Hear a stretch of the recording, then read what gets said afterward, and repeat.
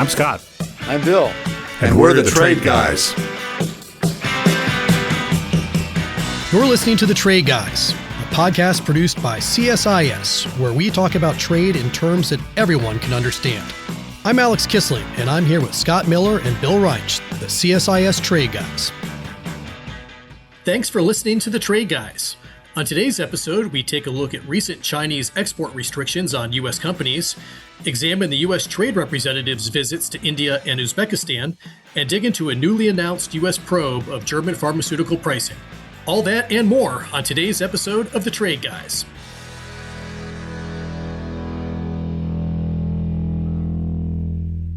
Trade Guys, I want to start this week with an update on a Supreme Court case that we discussed a few weeks ago. And this is a case that just had a ruling come down a few days ago, the Alien Tort Statute. And Bill, I know you've been tracking this. So before we get into our other topics, I wanted to turn to you for a readout of what the court said.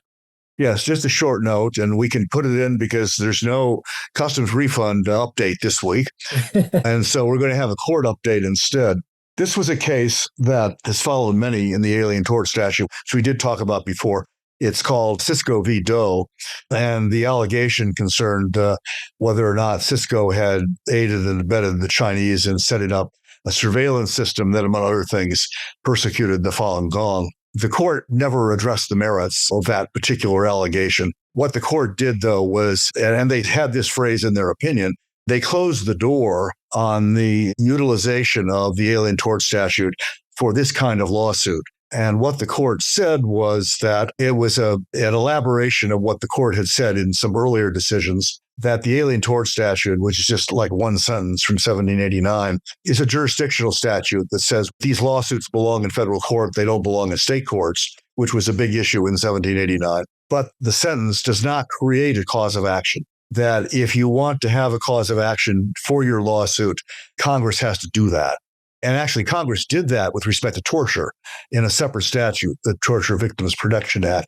But what the courts have steadily done over the years is narrow the applicability of this statute. And the recent applicable ruling before this one was in a case called Sosa v. Alvarez-Bechesne. And in the Sosa case, the court ruled that it was a jurisdictional statute and they couldn't find a cause of action in that case, but they left the door open to the possibility that there might be one. And in this case, the Cisco case, what the courts basically did is to shut the door and say there is no cause of action created by this statute. It's a null set. And therefore, I think the implication is for companies, well, for American companies, since it's an American statute, that it's going to be much more difficult for them to be sued for alleged violations of human rights in particular. The court, I think, did imply that the original three causes of action that were talked about in 1789, which was violations of safe passage guarantees, attacks on ambassadors, and piracy, were still there, but that they didn't think that the statute added on its own anymore. I mean, that is a degree of certainty for companies. It may lead in the long term to pressure from Congress to create more causes of action and to consider legislation that would make human rights violations or aiding and abetting human rights violations a cause of action pursuant to some other law. So we'll see about that. I don't think that's anything that's going to happen soon. But if I were a human rights activist, where I would turn after this decision is to go to Congress and say, you need to pass legislation that tackles some of these things because the previous door has now been shut. Okay, thanks for that update. It was an important case, and thanks for briefing us on it. But let's turn to our first big topic of today's episode. And on June 22nd, China added several U.S. companies to its export control list, blocking shipments of dual-use items to those firms. This is viewed as a retaliation for the Pentagon blacklisting Chinese companies tied to their military earlier this month. And notably, two major rare earth producers were on China's list, with rare earth materials, of course, being a major point of contention between the U.S. and China. So, Bill, what is China doing here and how impactful will it be? This has been an interesting game going on. We may be restarting one of these rounds of escalation, retaliation, counter-retaliation, and continuing escalation. We've seen several of these over the last couple of years. One country does something that the other one doesn't like. The other one retaliates. then the first one counter retaliates, and you kind of go back and forth with little mini escalations. And eventually there's a leader meeting and they reset everything back to zero and start over again, sort of rinse and repeat. And that has not happened for a while. It happened last fall when Trump and Xi met in Asia and they reset everything.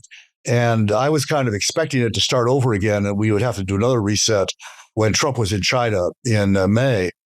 And that really didn't happen. Both sides tried to keep things calm with some success. This time around, one of my colleagues thinks that what happened was that the Pentagon added several companies. They're major Chinese companies. There were a number of them, but the big ones, they added Alibaba, Baidu, and BYD, the auto company, to the Pentagon's 1260H list, which is basically, it's a list of Chinese companies that provide services to the Chinese military.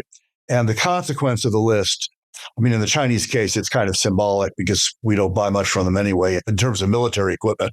But the Pentagon Canada is banned from buying anything from them. And in the more interesting twist, is also banned from connecting with lobbyists who represent 1260H companies. It's designed to kind of break any kind of relationship between the Pentagon and these companies.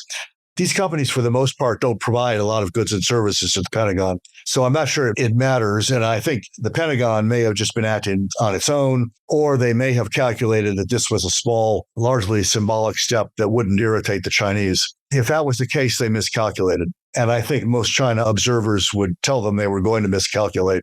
The Chinese always retaliate. Sometimes it takes them a while, but they do, and they calibrate it to the degree of the offense that they think they've suffered. So they've now retaliated by adding export controls on rare earth mineral exports to a number of companies, including the company that owns the Mountain Pass mine in California, which I think is currently the only operating rare earth mine in the United States.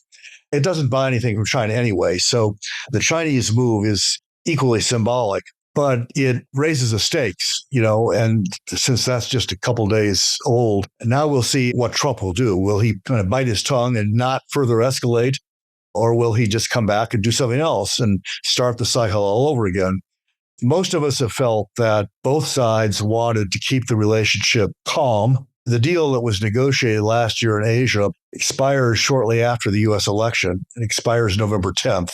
And I think that was chosen in order to avoid some kind of pre-election hiccup that would make the markets very nervous. And we've all been thinking that nobody really wants to just derail the relationship between now and the election. Then this comes along. It'll be interesting to see what Trump does. Xi Jinping is, I think, tentatively scheduled to come here for a reciprocal state visit.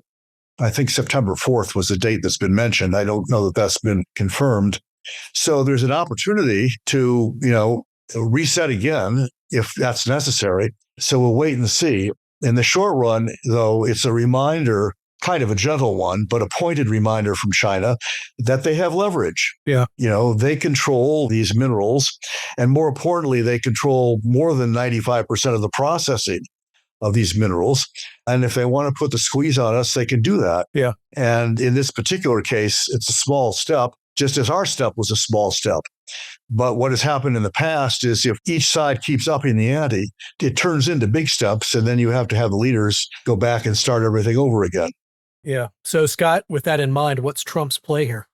Well, the obvious one is the one that I guess takes too long or is too hard, which is we ought to mine this and process these materials ourselves.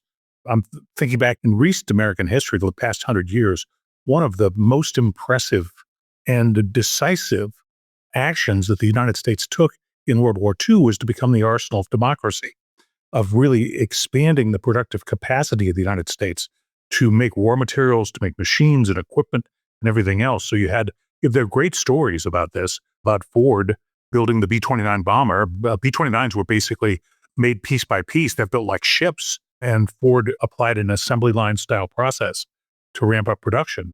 The factory where they built these things is still standing in Willow Run, Michigan.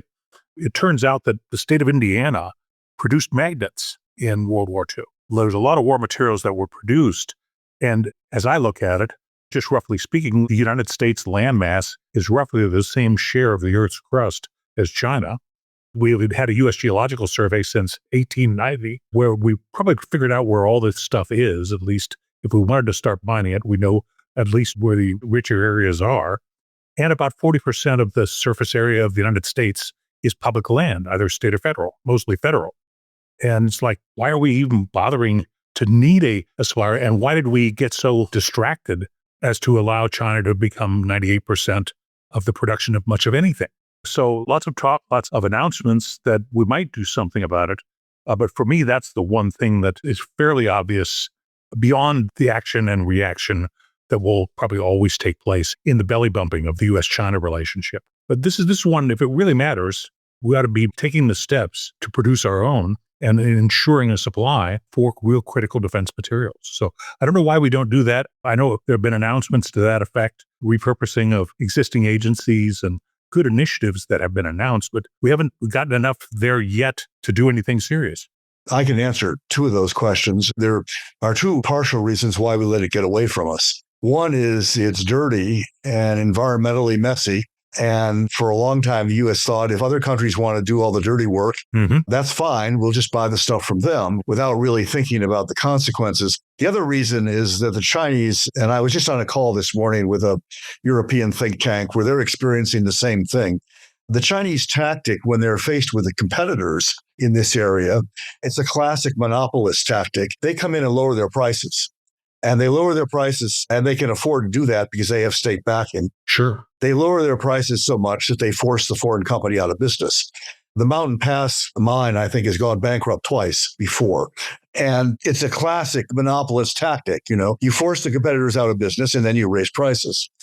We've had trouble finding tools to deal with that, but the Chinese are adept at employing that tactic, which is fairly sophisticated, and you have to have deep pockets to do it, but they do that. I think we are waking up. I mean, Scott makes a good point. Trump administration, to its credit, and actually the Biden administration via the CHIPS Act and the Infrastructure Act, all have been trying to restart this process inside the United States. The main problem now is it takes time. These things don't happen. And the one thing that would speed it up, which is permitting reform, hasn't gotten past the finish line yet. Everybody says they're for it, but they haven't been able to agree on a specific piece of legislation that would actually do it. And I think I made the point before, in the United States, the history of this stuff is that the average time between the discovery of an ore deposit and commercial production is 16 and a half years. It's crazy. It's long, but we know how to shorten it.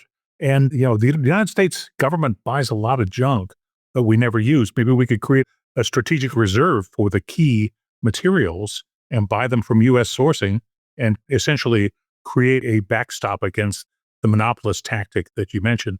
I mean, all these things, what they take is determination. We have to want to do it. We talk about wanting to do it, but other than that, I'm not sure we do. Yeah, we do maintain reserves of a lot of critical minerals. I think not the particular ones we're talking about here so much, but over the years, the United States has stockpiled other things. We also went through a phase after the end of the Cold War. There was a movement in Congress to sell off a lot of it. Right. On the assumption that it wouldn't be needed. And that may end up being a mistake, but that's what we did. All right. I want to move on to our next topic here, and that is focusing on the travels of U.S. Trade Representative Greer, who has been on the road over the past week, including trips to India and Uzbekistan. I want to start with his trip to India, where Greer met earlier this week with his counterpart there. Bill, what was on the agenda? The Indian and Uzbekistan goals, I think, were different in some important respects. I mean, it's convenient to stop at both because they're not exactly next to each other, but nearby. The Indian effort is to try to wrap up a long-standing agreement that the Indians have been, I would say, slow rolling. It was on track until the Supreme Court decision on tariffs when the Indians said, well, now we have to go back and reevaluate everything because of that decision. And they've been reevaluating. Our team of negotiators were there, I think, earlier this month or in May, and announced they made a lot of progress. And Ambassador Greer went this past week, earlier this week, and has now left and gone to Uzbekistan, but announced that they've continued to make progress without really being too clear about what the progress is, and notably not providing an end date for when this is going to be concluded. So everybody's making happy noises. Why is India slow rolling this at this point? Are they just trying to extract more concessions, or what's the grand strategy there? Well, that's a good question. I think in the beginning, after the court's decision, they thought, well, maybe there's a loophole here that, we can get out of this. The tariffs have been ruled illegal. The United States is going to have to fall back. Then they went into waiting mode to see what we would do. And it's becoming clear that I think the U.S. plan is to come up with substitute tariffs. The initial ones were 10%, which for the Indians is a deal, because the agreement with India says it's 18. And so right now it's 10. And I think it's tempting for them to wait and see what happens after July 24th. The forced labor tariff for them, I think, would be 12.5. That's still better than 18. So, it might be in their interest just to drag this on simply to get a marginally better deal. And if you've ever negotiated with the Indians, it's very difficult. They're tenacious and things take a long time. They have a lot to say. And it's just one of those things where I think they've decided that this is not going to be for them an equal deal. It's not politically popular in India. It's not particularly popular with some important political elements in India, beginning with the farmers and the agriculture community, which is afraid that they're going to have to accept more American crops. And they're a potent political force. If you remember, a couple of years ago, they had tractors blocking major highways in the New Delhi area for months, actually. And ultimately, this is over a domestic program, but ultimately forcing the Indian government to back down. I mean, Indian internal politics are complicated. And in this particular case, they don't work in an agreement's favor. They work against the agreement. So the government doesn't have a lot of domestic incentives to bring this to a conclusion. The Uzbekistan case is different in that it's not as far along as these other agreements.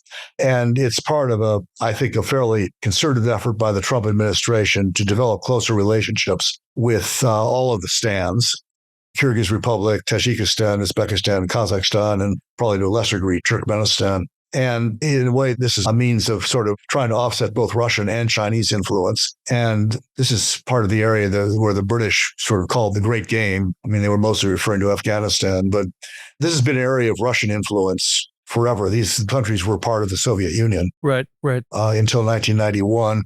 And most of the people, in addition to their native language, speak Russian. There's still substantial Russian influence. Them, including Uzbekistan, have a lot of their citizens living in Russia, sending remittances back.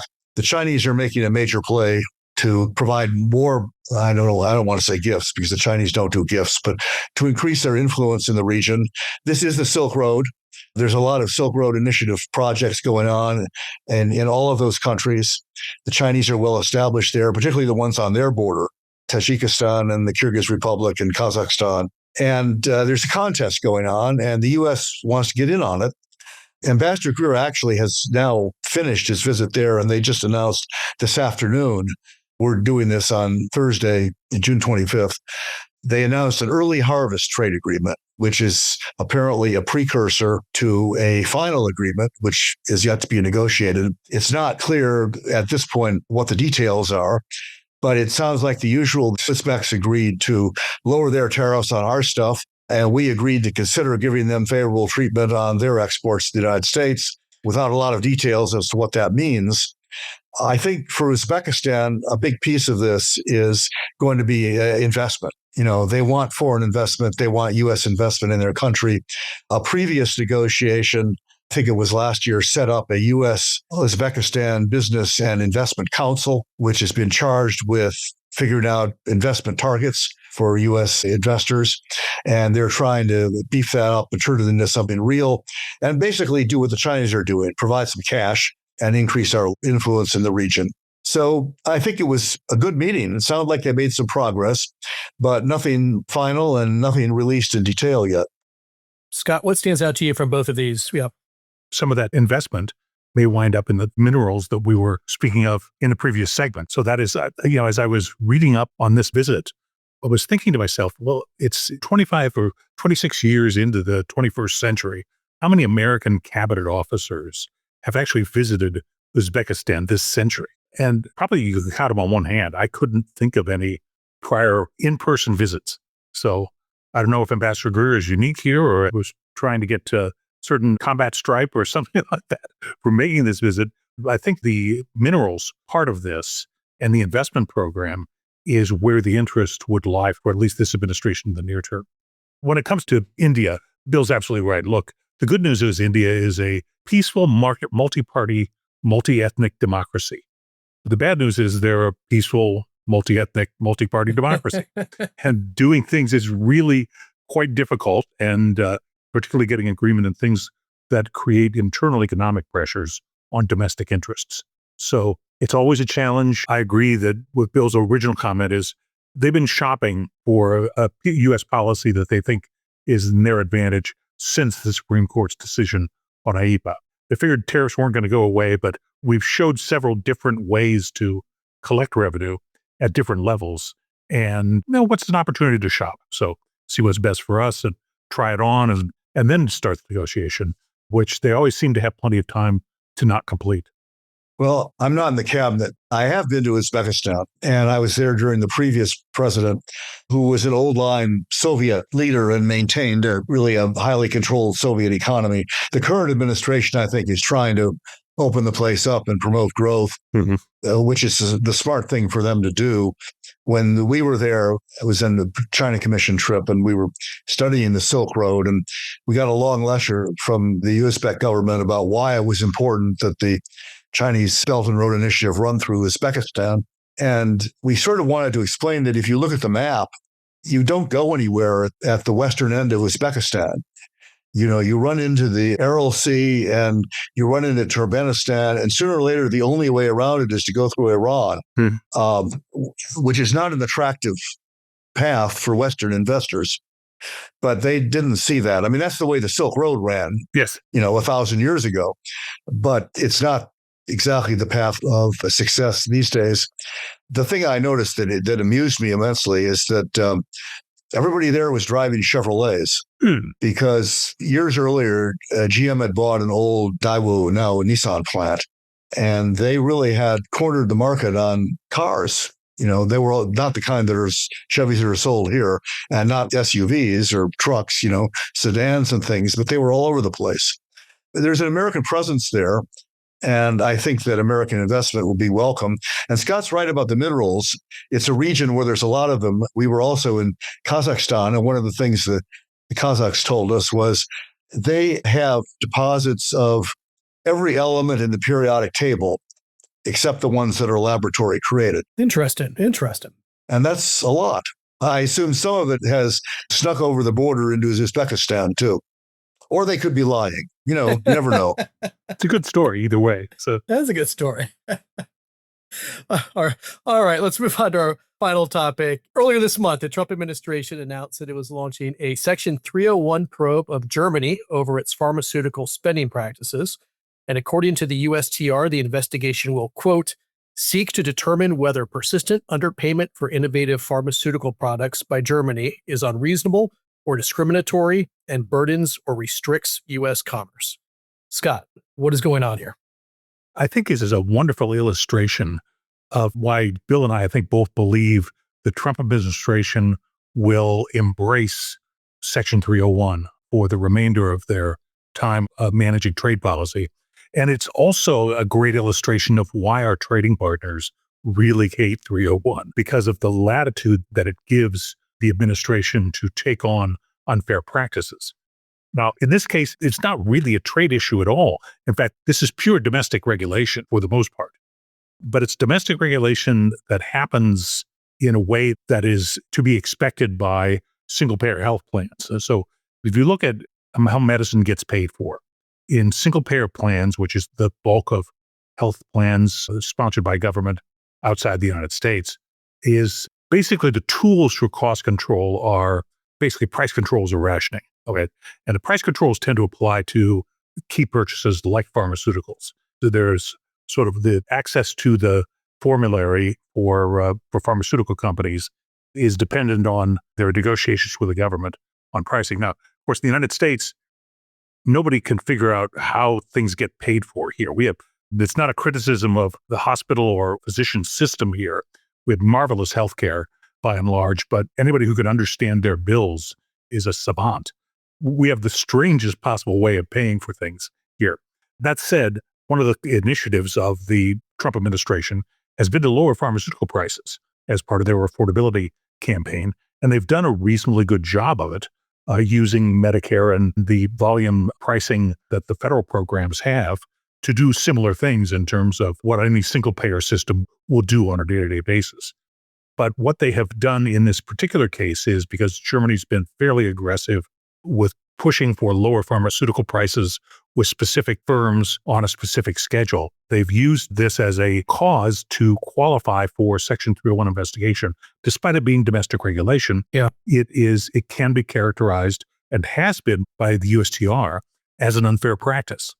And so this will be pretty bitter, and the pharmaceutical companies have been unhappy with the Germans. They'll probably be unhappy with us before this is over. But there is no way to hide this particular investigation, because it is a single member of the European communities.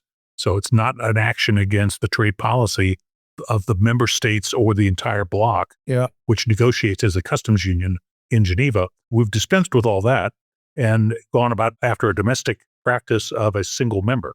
So we'll see how it goes, but it's an uncomfortable position for both the companies who are engaged in the negotiations with governments here and in Germany, and it's uncomfortable with the governments.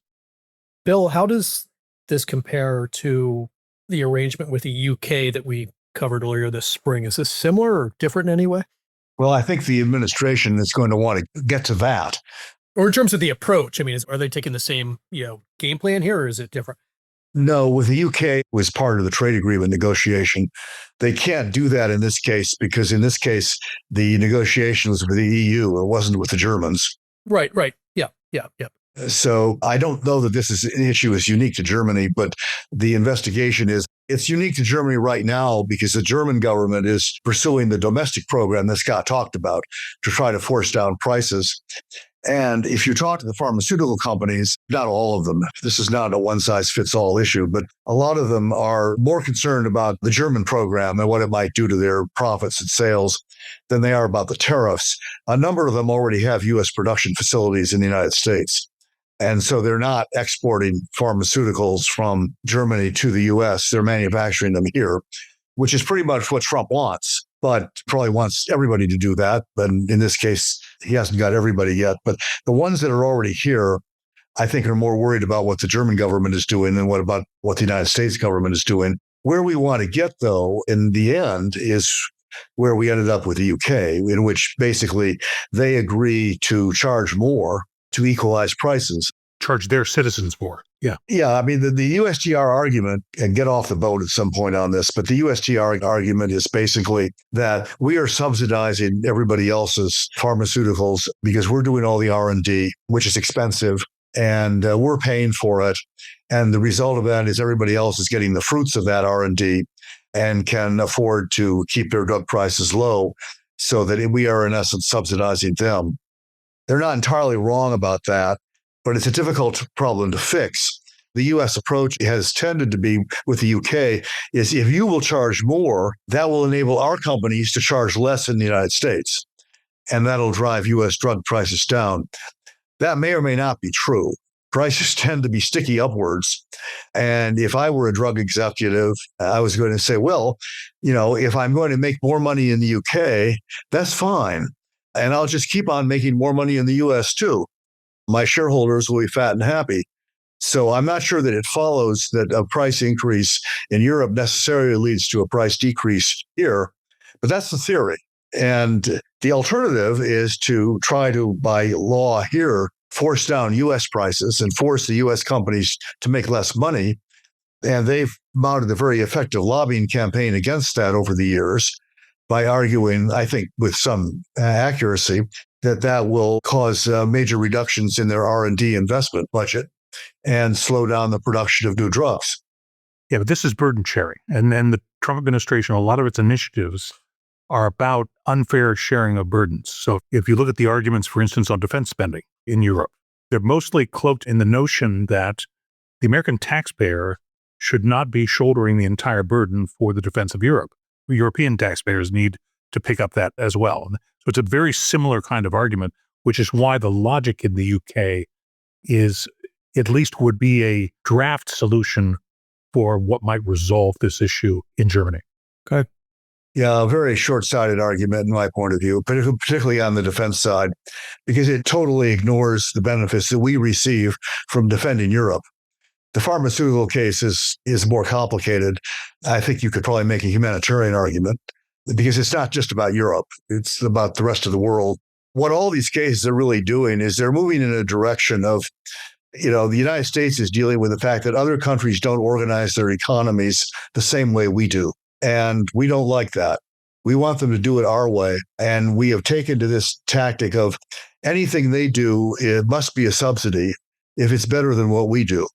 And I think that gets ultimately into dangerous territory because it's one thing to talk about tariffs and sort of things like that are they're about numbers, and I say 10, you say 20, we can find a number to agree on. When you start telling countries how they need to reorganize their domestic economy to accommodate us, that's a much more difficult discussion. And it takes a long time, and I don't think it's going to produce the results the administration wants. And I've said this about other administrations. This is not the first time we've gone down this road. Well, we're going to continue to track it, and we're going to leave it there for today. But I realize that this is the last episode that will air before the July 4 holiday. So to all of our listeners out there, hope you have a safe and wonderful holiday. Bill, Scott, and I will be sitting on the front lawn somewhere with some sparklers and enjoying a Budweiser, and that's how we'll celebrate America at 250. Celebrating the independence of our nation. That's right. That's right. Life, liberty, and the pursuit of good beer. Yes. That's right. That's right. All right, guys. Well, thanks so much. Thanks as always to our audience for joining us, and we'll catch you next week. Take care until then. You've been listening to The Trade Guys, a CSIS podcast. For more audio content, visit csis.org/podcasts. Thanks for tuning in.